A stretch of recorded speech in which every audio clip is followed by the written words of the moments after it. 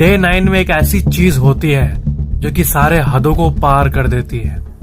Day 9 में उन 5 test subject में से एक टेस्ट सब्जेक्ट अचानक से दौड़ दौड़ के चिल्लाना शुरू कर देता है और इतनी जोर से चिल्लाता है, इतने जोर से चिल्लाता है कि उसका जो ये वोकल कॉर्ड है वो इतना वाइब्रेट होता है कि वो फट जाता है लिटरली।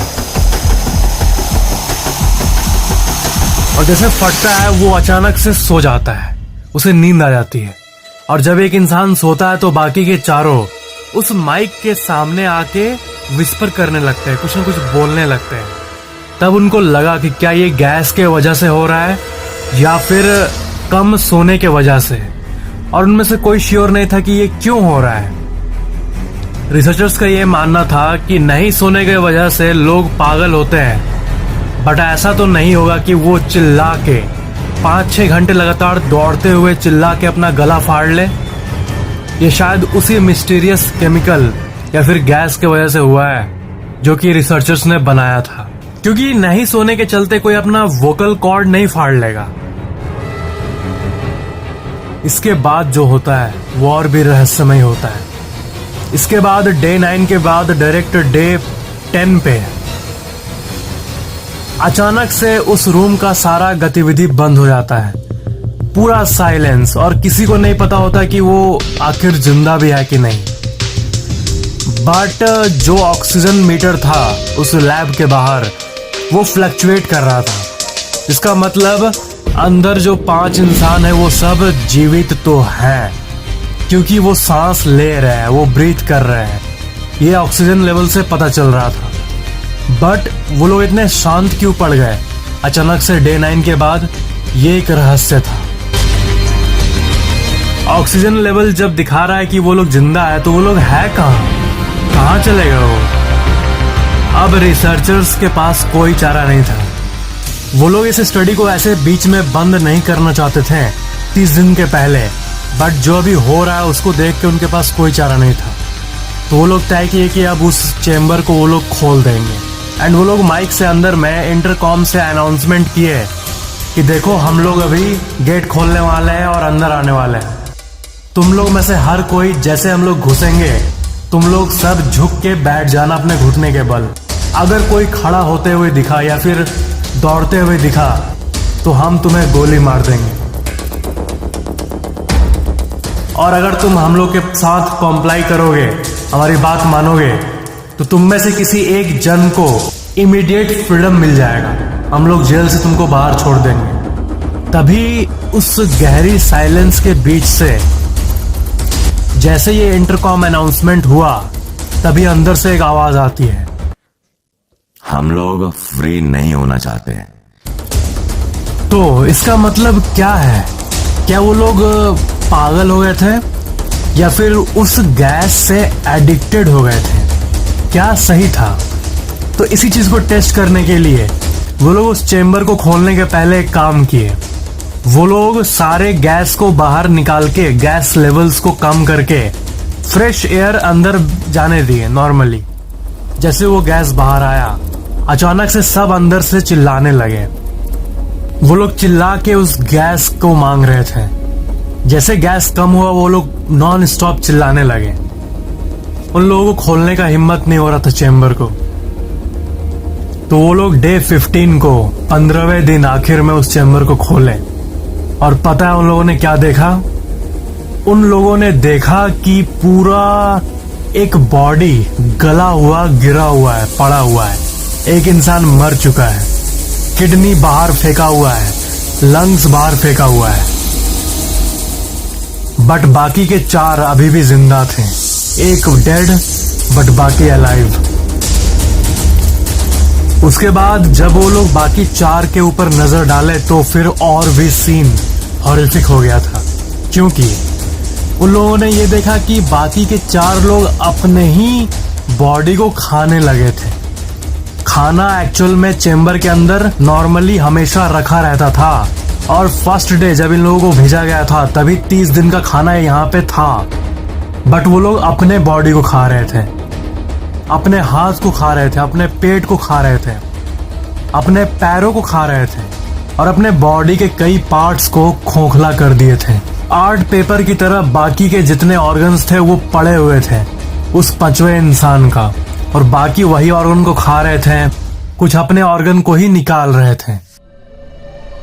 और सबसे हॉरिफिक बात यह है कि वो लोग ये सब बिल्कुल एक हॉरिफिक फेस बना के कर रहे थे। वो लोग के फेस पे एक डेविल वाली स्माइल थी। ऐसा लग रहा है कि वो पूरे एंथुसियाज्म से ये काम कर रहे हैं। रिसर्चर्स उनके पास सामने नहीं जाना चाहते थे, इसलिए बैकअप बुलाया गया सोल्जर्स को। और जैसे वो सोल्जर्स आए, सोल्जर्स जो सोचे थे वैसा कुछ नहीं हुआ। वो लोग जैसे अंदर गए, एक इंसान तुरंत एक सोल्जर पे आके उसका गला ही चीर दिया, दूसरा उसके थाइस को काट दिया, और उस दिन 5 सोल्जर्स की डेथ हो गई। फिर फाइनली वो लोग अचानक से फ्लोर पे गिर के लेट गए, शांत हो गए। तभी रिसर्चर्स उनके अंदर उनके ब्लड में मॉर्फिन को इंजेक्ट कर दिए, उनको और शांत रखने के लिए। बट फिर भी उन पे कोई असर नहीं हो रहा था। वो लोग का बस एक ही चाह था कि हमें ये गैस दे दो, हमें इस गैस को वापस चाहिए। शायद वो लोग एडिक्टेड हो गए थे। फिर अचानक से और सोल्जर्स आए और उनसे लड़ाई के वक्त एक टेस्ट सब्जेक्ट का हार्ट बीट होना बंद हो गया। अचानक से वो फ्लोर पे गिर गया। और सबसे हॉरिफिक चीज ये थी कि गिरने के बाद, उसका हार्ट बीट बंद होने के बाद, मरने के बाद भी उसके मुंह से एक ही आवाज निकल रही थी, I need gas. This is too horrific. फिर किसी भी तरह केमिकल्स की मदद से एनेस्थीसिया का इंजेक्शन देके बाकी चारों को हॉस्पिटल में ले गया गया, उनके पार्ट्स को ठीक से बॉडी में स्टिच करने के लिए बाय डॉक्टर्स। बट वहां पे जैसे उन चारों को ले गया गया, उसमें से एक तुरंत मर गया।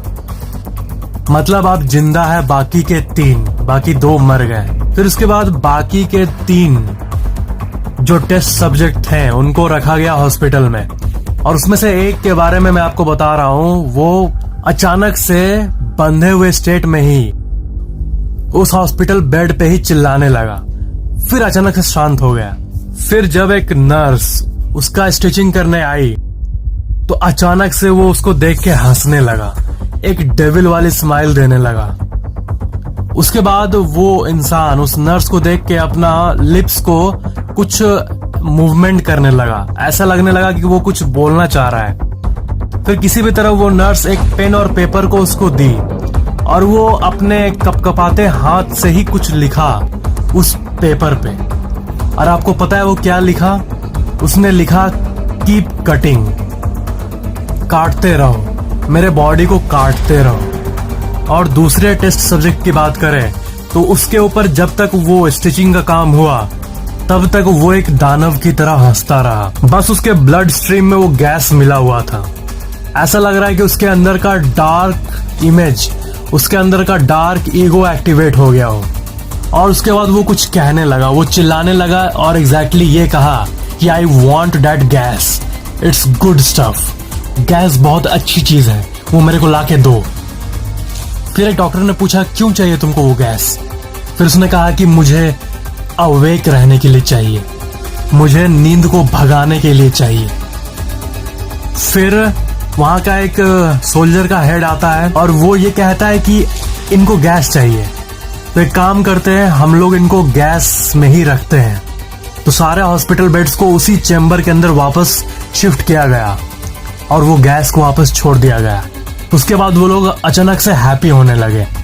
बट फिर अचानक से उन 3 में से 2 का जो ब्रेन एक्टिविटी होता है वो बढ़ने लगा और वो दोनों अचानक से मर गए, उनका हार्ट बीट बंद हो गया। फाइनली अब बचा है बस एक टेस्ट सब्जेक्ट। उसके बाद एक डॉक्टर बस इन सब चीजों से फ्रस्ट्रेट होके गन निकाला और उस टेस्ट सब्जेक्ट की तरफ किया और बोला कि तुम अब लास्ट ही बचे और मैं तुम्हें गोली मार दूंगा, तुम बताओ तुम हो कौन, क्या आया है तुम्हारे अंदर, क्या तुम पोजेस्ड हो, गैस ने किया क्या तुम्हें, क्या चाहते हो, गैस मिलने के बाद भी अब तुम क्यों हंस रहे हो?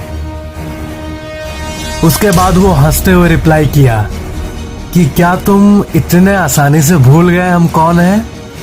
मैं तुम हो और तुम मैं हूं। हम तुम्हारे अंदर का शैतान है जो कि हमेशा बाहर आते हैं, जो कि हमेशा हर एक इंसान के अंदर होता है। हम वही है जिसे तुम रात के अंधेरे में फील करते हो। हम वही है जो कि तुम्हारे अंदर हमेशा रहते हैं, बस निकलने का इंतजार करते हैं। जो कि तुम्हारे अंदर हमेशा वही है जो कि तुम्हारे डीपेस्ट एनिमल माइंड में होता है, बस निकलने का इंतजार करते हैं। हम तुम है, सब एक है। उसके बाद वो डॉक्टर उसको गोली मार देता है उसके चेस्ट पे। अचानक से सब कुछ साइलेंट हो जाता है और यही इस ड्रेडफुल एक्सपेरिमेंट का दी एंड होता है। बट सबसे बड़ा सवाल है कि क्या ये स्टोरी रियल है? मैं ये भी नहीं मान रहा कि ये स्टोरी रियल है और मैं ये भी नहीं मान रहा कि ये स्टोरी फेक है। ये एक क्रीपी पास्ता के रूप में अभी एग्जिस्ट करता है। क्रीपी पास्ता मतलब एक ऐसी हॉरिफिक स्टोरी जो कि इंटरनेट के थ्रू लोगों के पास पहुंची है, जो कि लोग हमेशा शेयर करते रहते हैं। और उसी में से एक इंटरेस्टिंग क्रीपी पास्ता को मैंने आपको बताया। बट ये रियल है कि नहीं, ये आपके ऊपर है। इस दुनिया में 50% लोग ये मानते हैं कि ये फेक स्टोरी है, ये जस्ट एक फिक्शनल क्रीपी पास्ता है, और 50% लोग ये मानते हैं कि एक्चुअली में हुआ था। बट ये तो आपके ऊपर है कि आप इस पे बिलीव करना चाहो या नहीं। बट नेवरदलेस ये स्टोरी बहुत ही इंट्रिगिंग है।